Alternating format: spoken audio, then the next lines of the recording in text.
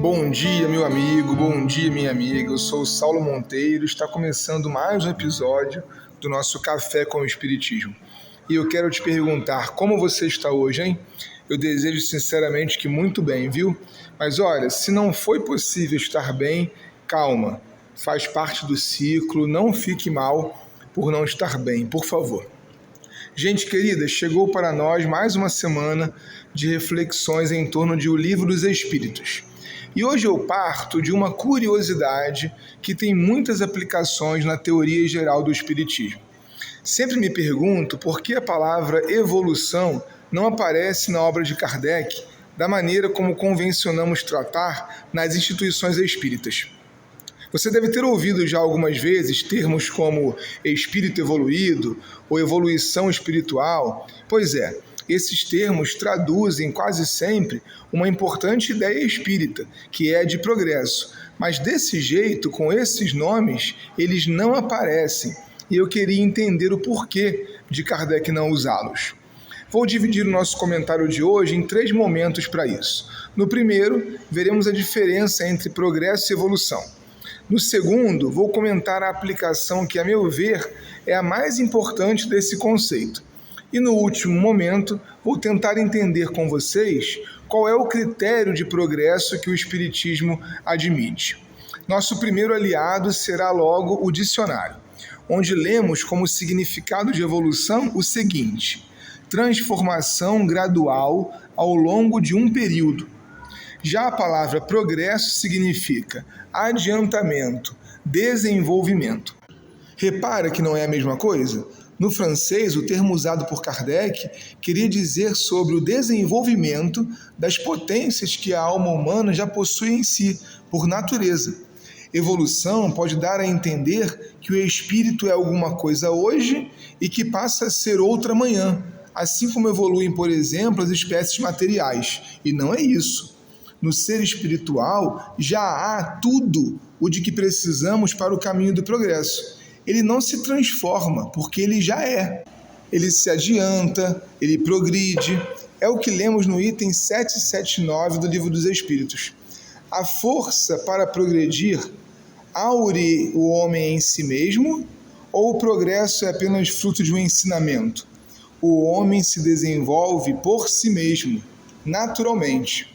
E a aplicação que enxergo de mais importante para esse entendimento conceitual é o que queremos dizer com espírito evoluído.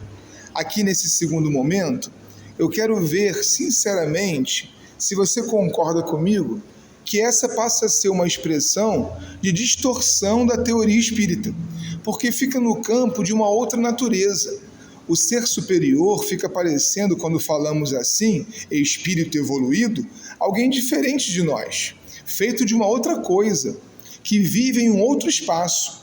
E, na verdade, a diferença que existe entre ele e nós é a experiência, que leva ao desenvolvimento do amor universal e, portanto, à felicidade. Não me parece que seja uma questão de palavras meramente, sabe, meu irmão e minha amiga? Quantas vezes você já viu um espírito guia, um benfeitor, ser tratado quase como que um santo ou um anjo? E isso é perigoso, porque na teologia católica, que culturalmente é ainda uma referência nossa, conscientemente ou não, o anjo não participa da mesma natureza que o ser humano. E o santo participa da natureza já do próprio Deus, quando os humanos não conseguem. Além disso, há um outro aspecto sobre o estudo dessa superioridade, que é a própria necessidade de classificar. Para a teoria espírita, toda classificação é relativa, didática, como dizem os espíritos no item 101. Vejamos aqui.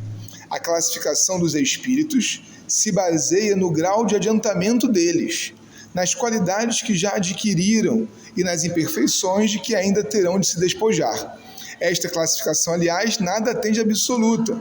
Apenas no seu conjunto, cada categoria apresenta caráter definido. Ou seja, meu amigo, minha irmã, é muito impreciso para nós julgar o progresso de cada um, ainda mais dos que estão acima de nós, que nem entendemos bem. Se fosse uma questão de evolução, haveria quesitos claros de transformação. A partir de quando o ser passa, por exemplo, a fazer isso ou pensar aquilo, ele mudou de posição. Mas não é assim. É sobre o grau pessoal de avanço em termos de qualidades pessoais. E aí fica bem mais difícil estabelecer critérios. O que a literatura espírita confiável nos aponta como o único critério possível é a adesão ao bem. Qualquer outra medição será enviesada por padrões culturais e vão acabar se tornando um ambiente místico da superioridade do ser. Na questão 780, temos um material bem didático para enxergarmos esse terceiro momento aqui da nossa reflexão. Pergunta Kardec assim: como pode o progresso intelectual engendrar o progresso moral? E a resposta diz: fazendo compreensíveis o bem e o mal. O homem, desde então, pode escolher. O desenvolvimento do livre-arbítrio acompanha o da inteligência e aumenta a responsabilidade dos atos. E nesse caso aqui, é importante, gente querida, diferenciarmos moral e ética. Moral é o que define culturalmente, num tempo e num espaço, o que é certo ou errado fazer. O que, por exemplo, em um país é tido como repugnante, em outro é lei.